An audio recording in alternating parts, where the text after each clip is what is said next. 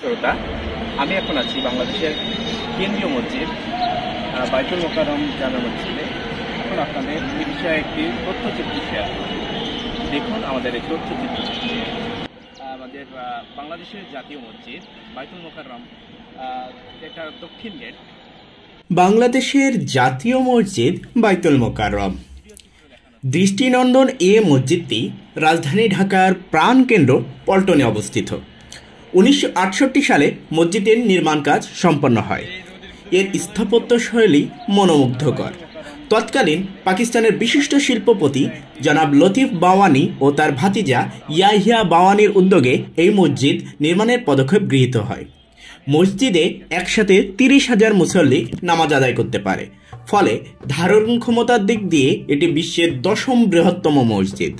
তবে মসজিদটিতে জুম্মার নামাজ ছাড়াও বিশেষত রমজানের সময় অত্যাধিক মুসল্লির সমাগম হয় বিধায় বাংলাদেশ সরকার মসজিদটির ধারণ ক্ষমতা 40,000-এ উন্নীত করে। ভৌগোলিক স্থানাঙ্ক দিক দিয়ে এটি 23.43 ডিগ্রি উত্তর এবং 90.24 ডিগ্রি পূর্বে অবস্থিত।